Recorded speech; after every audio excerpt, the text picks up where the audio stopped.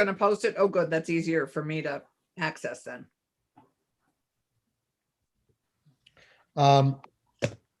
So let's just go to the changes in yellow. These would be the ones that we made this suggested talking about this morning, right? Yes. The first one's pretty straightforward. Mm,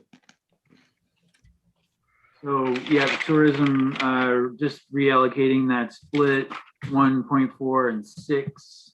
Right. yeah, we agreed to that. Next should be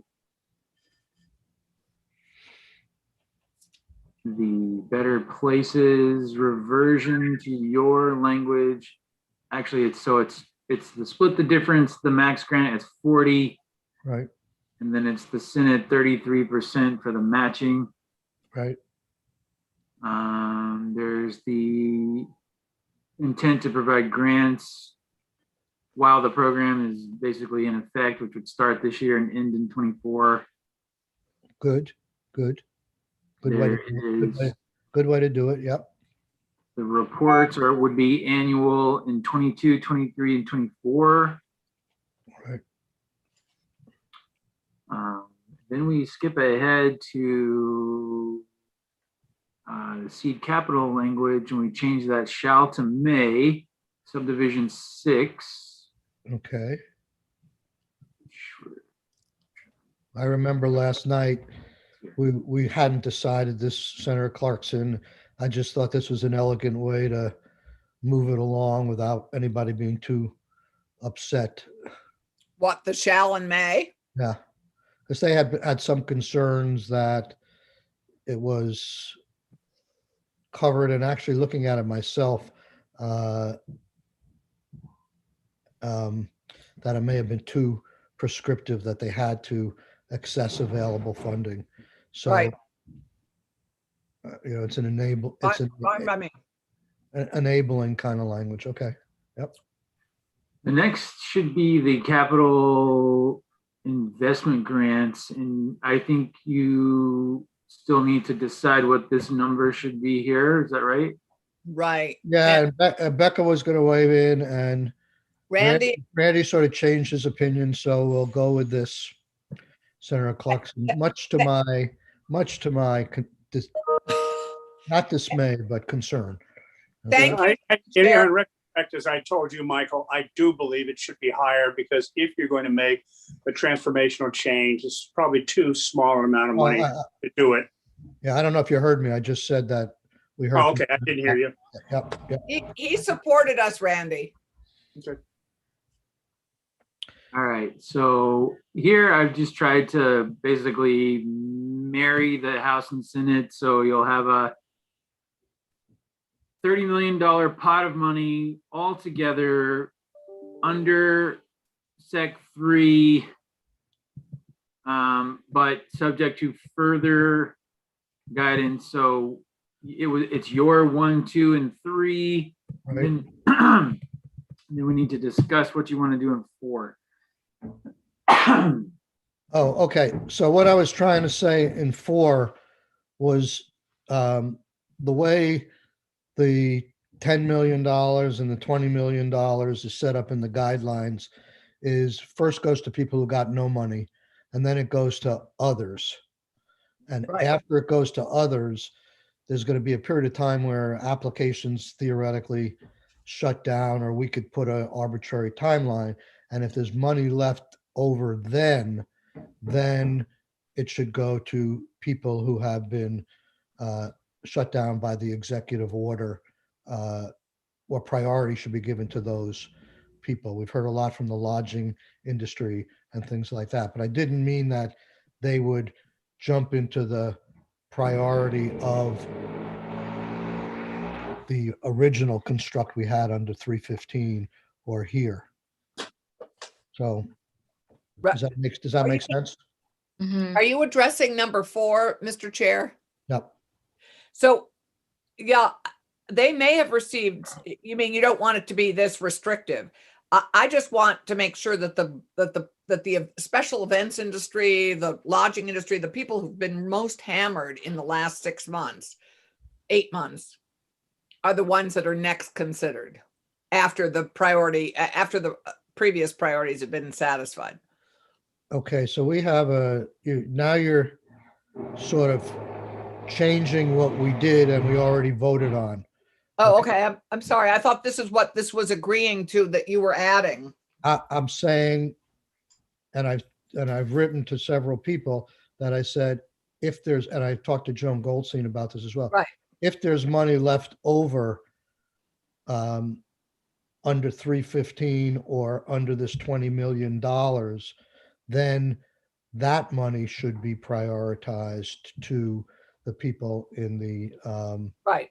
in the lodge who have been shut down during 2021. The first tier is people who've gotten nothing. The second tier is people who apply and have tax losses in 2020.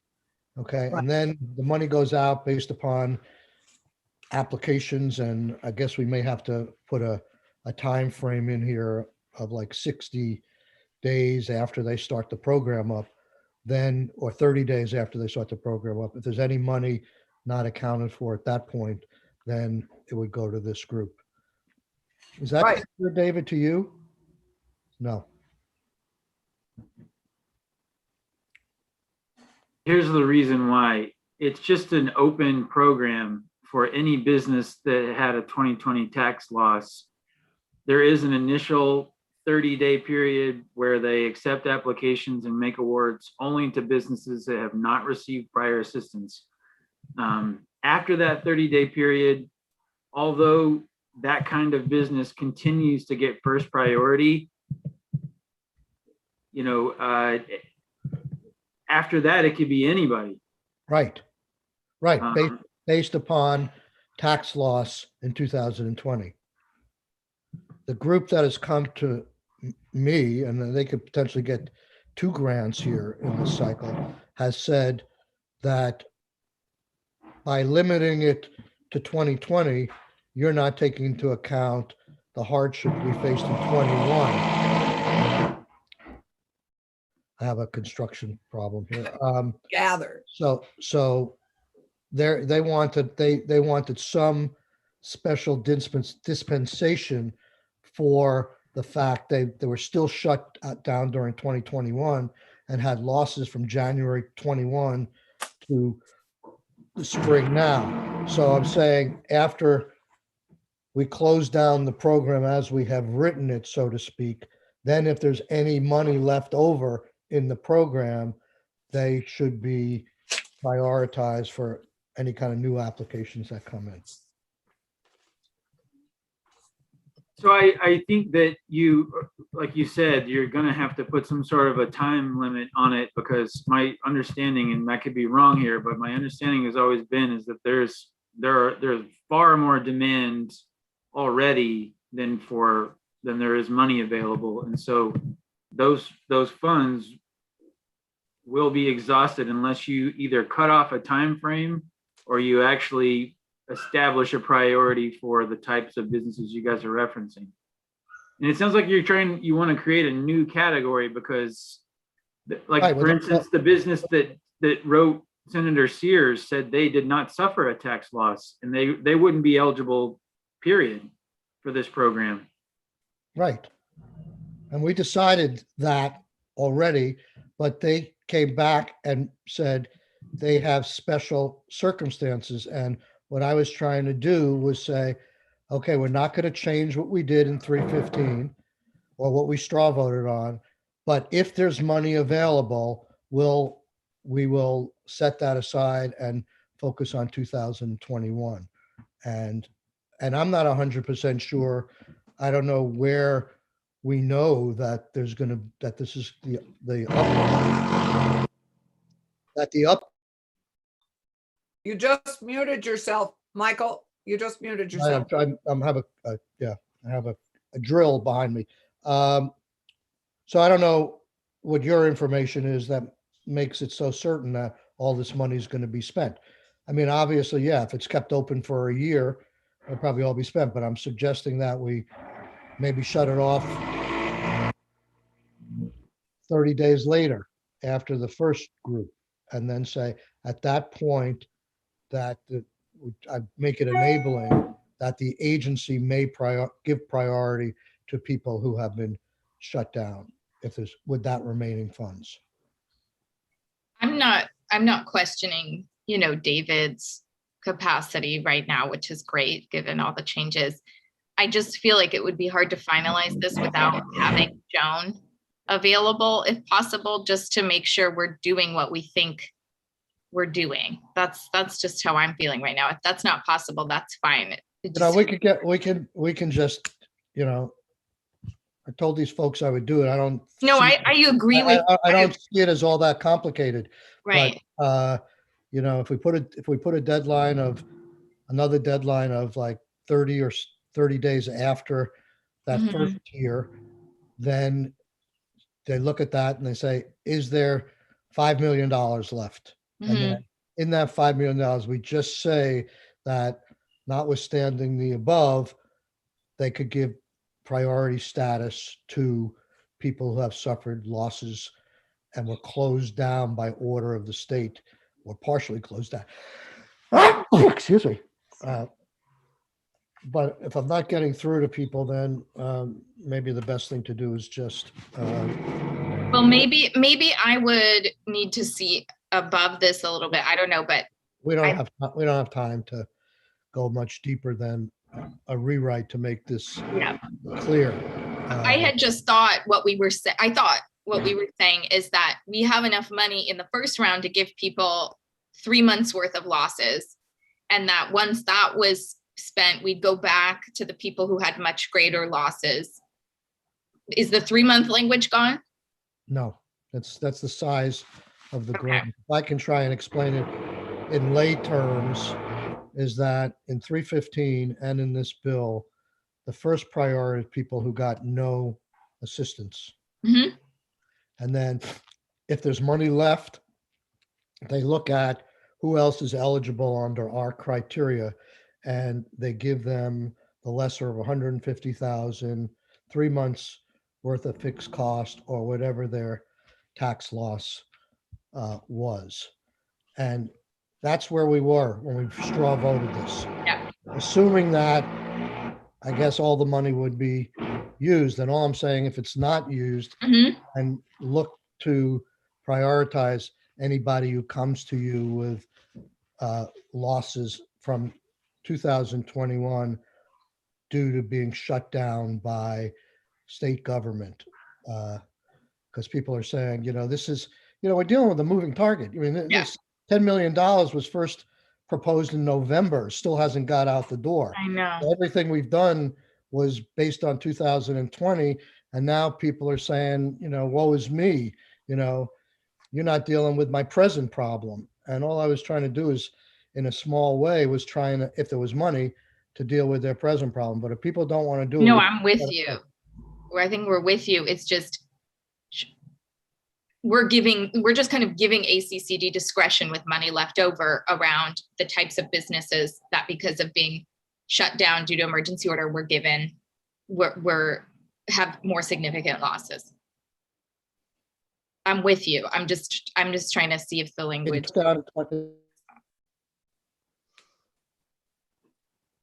Did he freeze? What?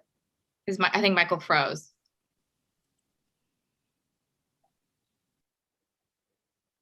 Michael, I think you froze. It's probably a lot of, I'm froze. For the last minute. Yeah. Yeah. So we're talking about, hold on one second. I'm going to see if I can ask this contractor to do something else. Speaking of contractors.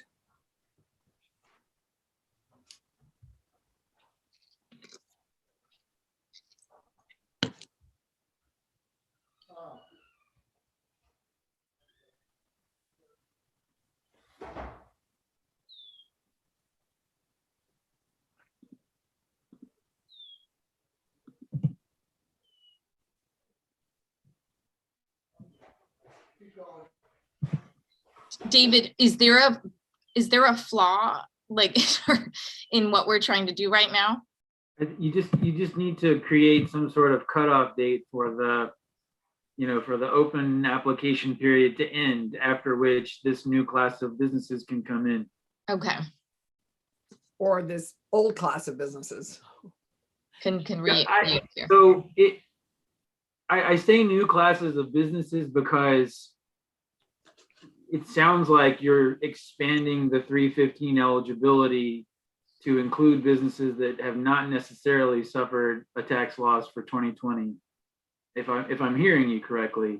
So that means you need to say when that H315 timeframe ends and who these new businesses are. And they sound like businesses that have suffered loss in 2021 and were closed because of the emergency order. So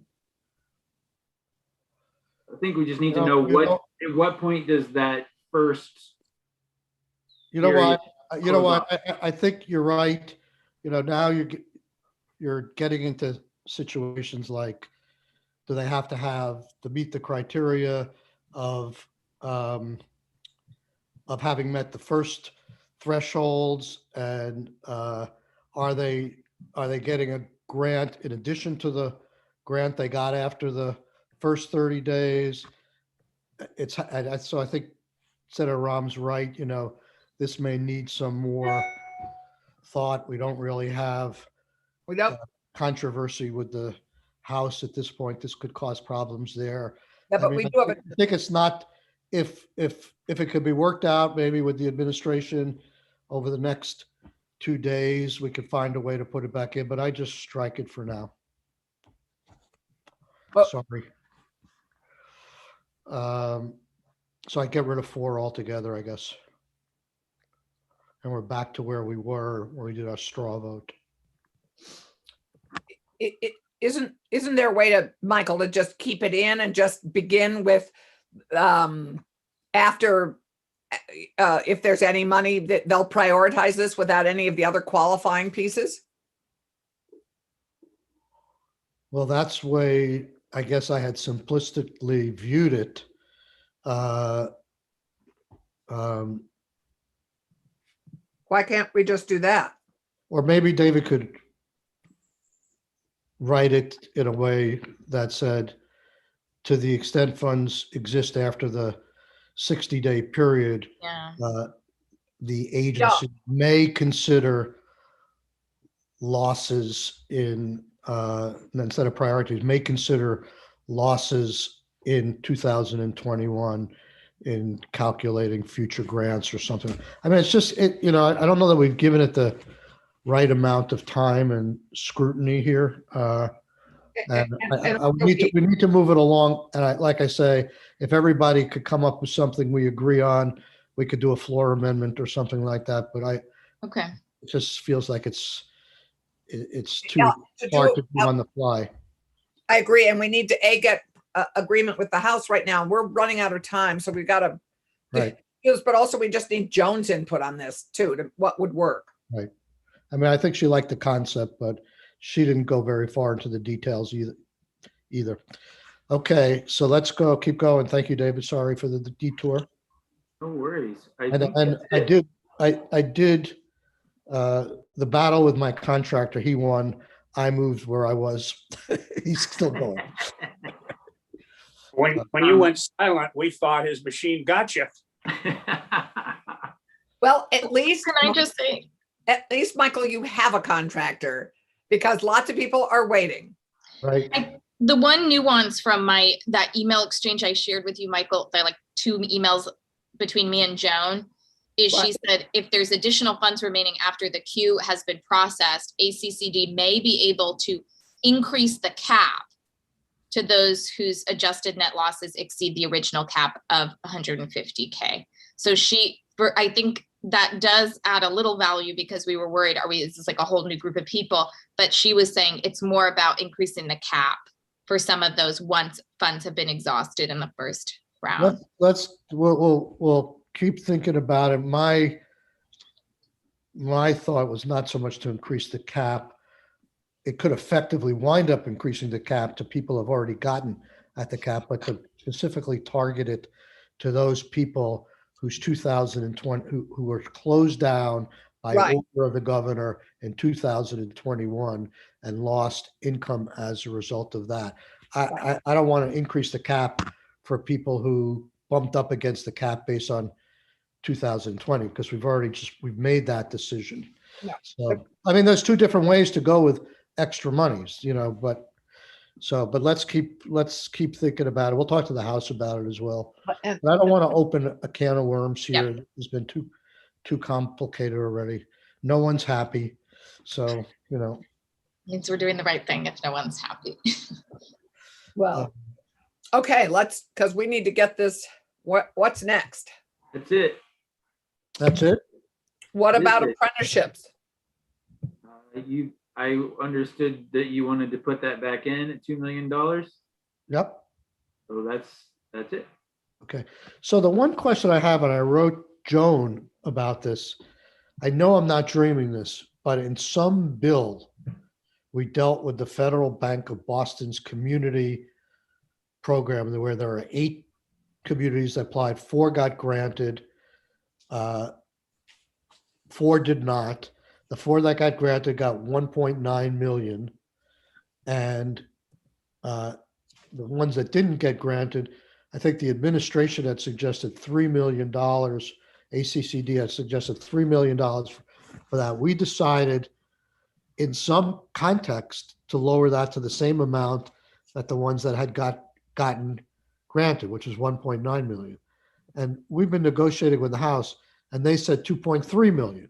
I think last night we agreed just to go with 2.1 million, but I don't know where that item is. And But it's know. the budget. David says he doesn't know anything about it.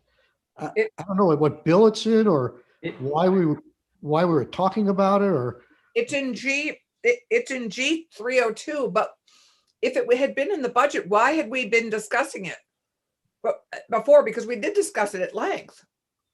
maybe Jane wanted our opinion on it.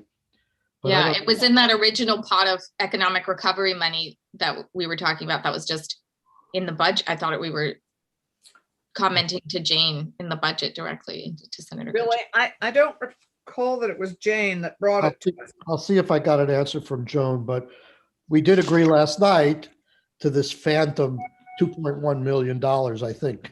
So we can tell Jane that if she hasn't already come up with a number for that thing. But I thought that was part of our negotiations. I know it was part of our negotiations.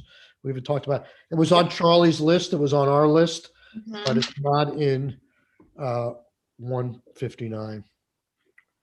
Okay. I Just update us as to what your strategy is regarding this bill. We are going to take a vote, get David to. Let me get back up.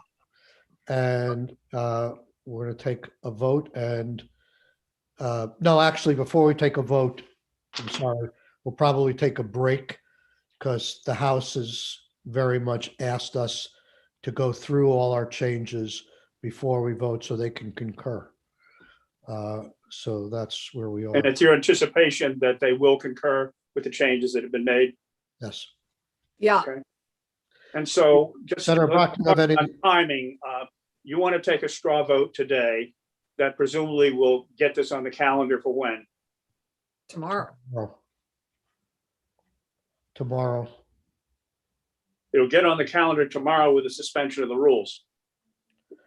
No, it'd be on notice tomorrow without any suspension of the rules. Yeah, on notice, but then it would be on the calendar then for Friday, assuming the Right. normal course without a suspension.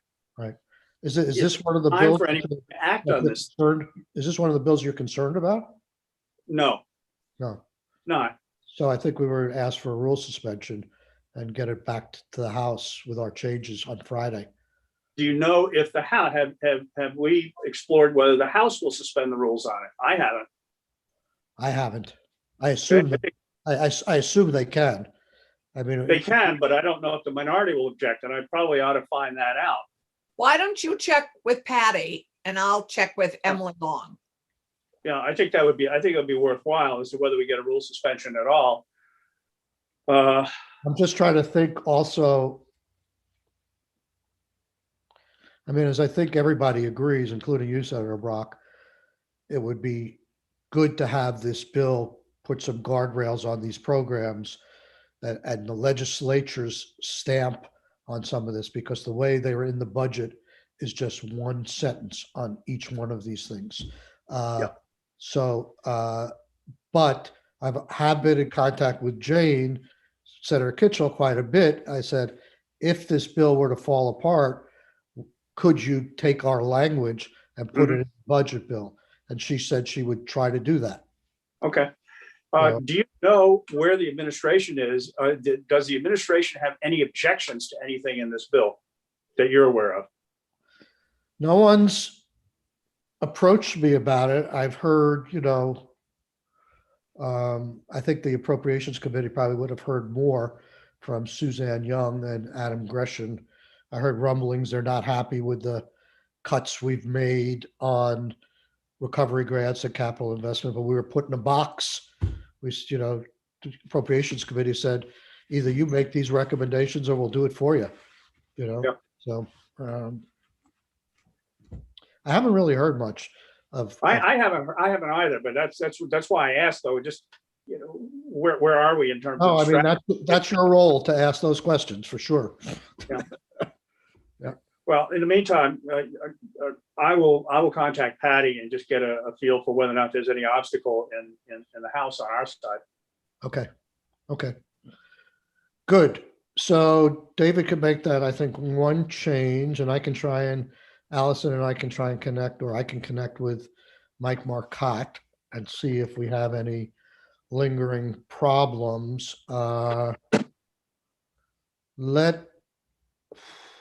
Let's say it is now almost 3. There's a mock session at 5. I don't know if anybody's planning on going or. No. I was planning on going. Okay. Why don't we Happy to meet try and and tentatively set up a 4:30 meeting, and if that changes, we'll send out an alert. Okay? Michael. Oh yeah, you want to do your thing? I'm sorry. Let's do Oh, it. it's okay. I have the 3 most important people to maybe get this done by Friday. I'm here right sorry. now. I'm pretty scattered these days. It's okay.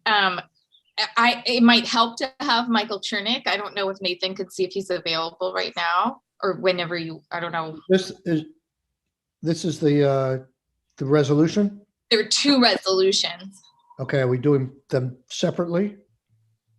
I mean, yes, they Yeah, are you wouldn't try to similar. combine They're them. That makes sense. similarly, I saw one of them. I saw the Yeah. George Floyd one, and that looks fine. I mean, it's pretty straightforward. What, Yeah, the the- George Floyd one? They're both Huh? pretty straightforward. Oh, I haven't seen the other one. That's what I'm saying. okay. The other one was committed to our committee a couple days ago. I think I forwarded it to you again. Right. Is that the one on, Asian American Heritage Month and Rise in Asian American Hate. and they both really, to the extent they need to be done timely, they would have to be done before we adjourn, right? Right. Because they're coming up very soon, right? Yes, this is May One- 25th and the month of May. Essentially, they relate to the month of May. Yeah. And they both were referred to here.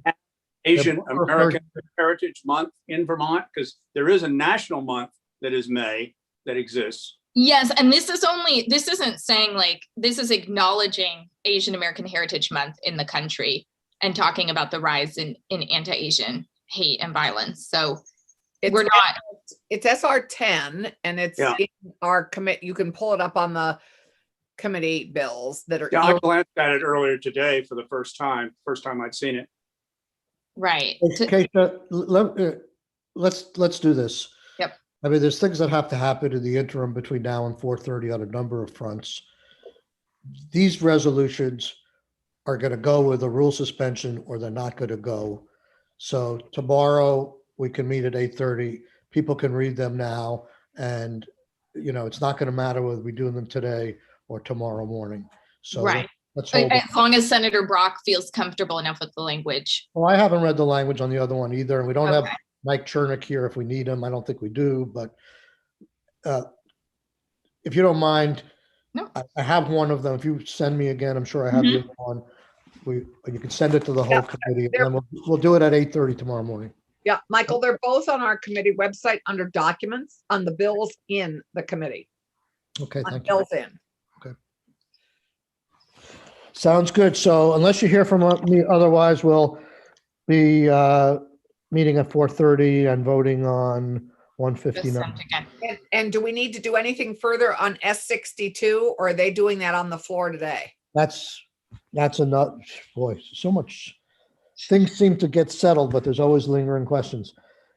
You know, I had a funny interchange with Mike Marcotte about this, you know, because they kept shooting us down on our, you know, the occupations, and they didn't want to talk about it. They said the whole deal will blow up. So then he said to me, make sure you send us 159 before you vote on it. So I said, well, we would like to see S62 before you vote on it. And we haven't seen it yet. And I don't know whether they're voting on it or not. But that's another thing we have to do is go through the changes in S62. So I think Damien had been poised to do that for us. Maybe he's on the floor with them on that now. No, we had no problems. There was one amendment I could try and explain to you. Well, maybe it's fairly technical, but the committee at the last minute, we had gone through the whole bill. It was fine the way we thought it was going to be, but at the last minute, Commerce put a amendment on the bill that dealt with people whose experience rating might have been affected between the period of January 1st and March 13th of Right. 2020. And for administrative convenience and the fact that COVID hit and you could be hit with a whole bunch of added benefits if you laid somebody off at the first week of March and then they had to stay off because of COVID, they made a decent case. I guess the administration made a decent case to the Commerce Committee to not do chargeability for those 2 months as well, unless the commissioner, clearly knows there was the whole thing about not offering or rehiring and stuff. So Damien explained that to me this morning, and I felt comfortable with it. But we can definitely want him to explain it because I probably did a poor job there. Okay. Michael, do you want me to do anything to get Michael Chernick in at a certain time tomorrow morning? I'll leave that to you. If you think it's necessary and you want to do that, do it. I would assume that it's a resolution and we can read it, and you can probably, given that you had something to do draft, if you have any questions, we could ask you. Okay? Okay, sounds good. Everybody okay? Yeah, Yep. Michael, if you wanted to call me about this, the thing that came out of approps that Okay, I will. further to discuss what we're gonna do. Yes, I will in this next hour sometime. Okay? Yep, I'm right here working away. Okay, thank you. Okay, bye.